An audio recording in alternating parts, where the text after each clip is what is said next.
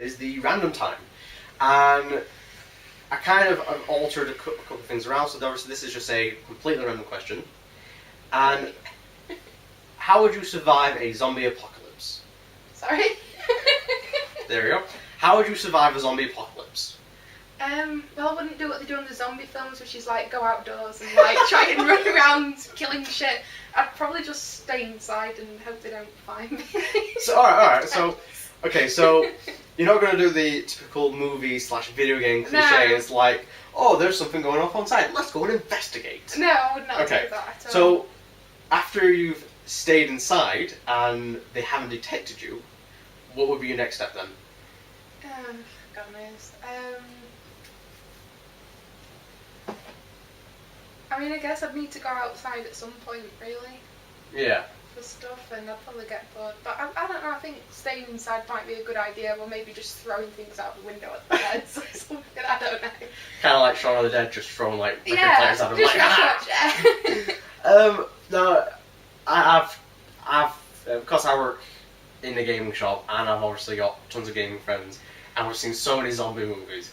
The biggest topic is, okay, how would you survive a zombie in Rotherham? Right? There's enough zombies in Rotherham anyway, to be fair. Yeah, you only have to go on a Friday or Saturday night, and there's plenty of zombies around. Yeah, just they're orange, not green or Yeah. anything. They still can't talk properly, and they're always stumbling over themselves. So we're halfway there. It's just luckily if they bite us, we don't get infected. I wouldn't be so sure. Yeah, it is Rotherham we're talking about. No offense to obviously people that are watching this in Rotherham, like, but you'll probably agree with me as well. Anyway, now you see, this is where I would be.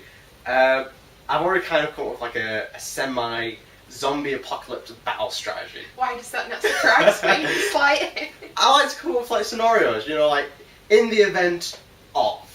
Go on then. Right, How would you survive your zombie apocalypse? Okay, now let's assume that I am at home, right? I only work part-time, which means I've got a lot, semi-free time, right? So let's assume that I'm already at home, right?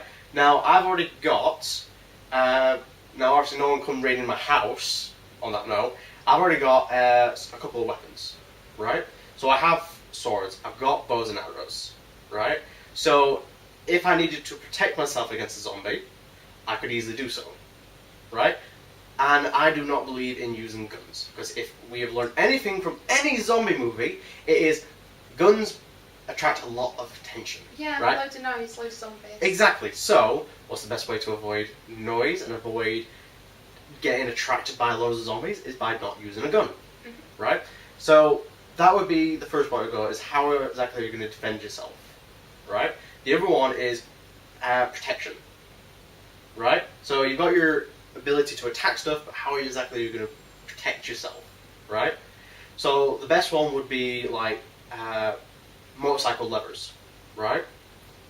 Motorcycle levers, don't get me wrong, they are tight and they chafe like hell, but they would be the best type of thing to protect yourself, because those are designed to take damage if you fall off the bike, and you can get some decent ones that actually have padding on. So if the zombie was to bite your forearm, they're not going to bite through it, right? So you're going to be well protected. You're going to be well protected. So it just becomes to like, how exactly are you going to survive it, right? So what would be, if you could choose any location or any place to try and fortify, what area would you be? Either in Rotherham, Sheffield, or Doncaster? God.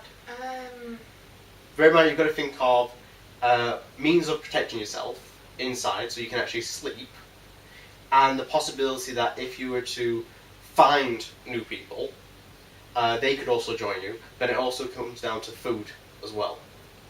Food and water.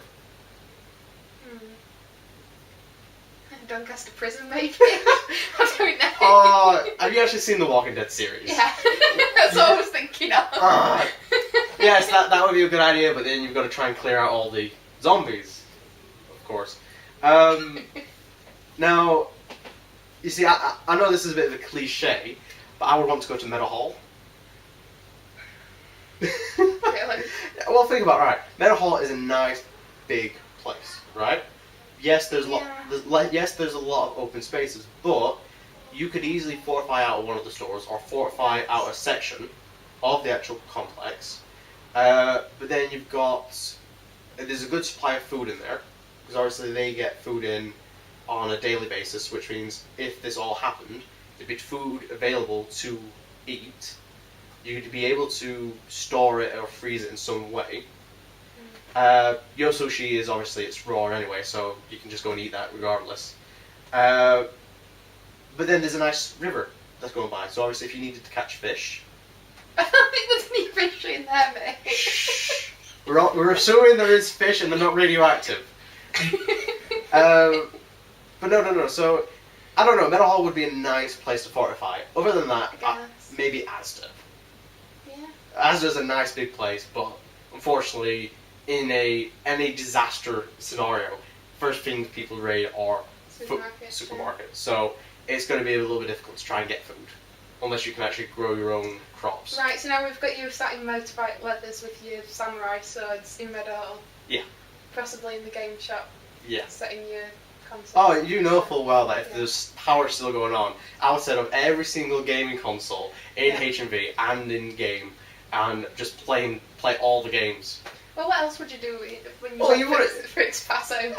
Well, apart from going out and trying to find more food, there really wouldn't be much else to do. All the way trek to the Oasis from the game shop, all like 10 steps. Exactly. So I don't know. It'd make it a very interesting scenario, and quite frankly, if Meadowhall was like Dead Rising, that would be absolutely brilliant. Just like taking giant Lego heads and putting them on zombies, like, ha ha ha, you can't see me now, suckers. I don't know. I think a zombie apocalypse would be quite interesting. Yeah. And I kind of want to have a zombie apocalypse. Like, yeah, let's do it. You want a zombie apocalypse? Yeah. I don't know. See, would you try and find anyone or try and help anyone, or would you just take care of yourself? I'd probably want to find somebody. I wouldn't want to be facing it alone, really. I'd be too scared to sleep and stuff. I'd be like, yeah, I'm going to kill you. Yeah. I'll admit. I'll meet you at Meadowhall if this one. There we go, there's the battle strategy. You see, a part of it would be trying to do the whole, trying to save other people. Yeah. However, Zombieland is a fine example, right? What's rule number one? Don't be a hero. Yeah, look out for number one. You gotta look out for number one. However, I do agree, having I would say maximum, you don't really want any more than about 5 or 6 people with you. But at least you've got someone backing you up. At least, so I don't know. It's a part of me would want to be like, don't worry, I will stop you from getting bitten. Oh crap, you've been bitten. Screw you guys. It's like the problem is, if I've got to get from Barnsley to Meadowhall, I won't even know the difference as to who's a zombie or not. I'll just be like, yeah, you all looking, Brad. Okay. So all right, how about this? Right, this is for everyone that's watching this and anyone that's thinking about, what would happen in a zombie apocalypse in Rotherham, Doncaster, and Sheffield or Barnsley area, right? In the event that a zombie apocalypse was to happen, right, we know that zombies aren't going to be able to wave, right? So, if everyone was waving with their right hand to signal that you are not a zombie, right, that way we know you're not going to be a zombie and not going to be stupid. So the only downside is then worrying about, are they actually friendly or hostile? So, at least that way, we know that they're not a zombie. And if people then start shouting and running towards you, then you run the opposite direction. There we go. So, So everyone in Rotherham, wave at people if you're unsure that they're a zombie or not. Okay. Oh, hello. I am Mewtwo. This is end of part 2. We shall return shortly. Or will we? Or maybe you'll see me in my true form. Bye-bye.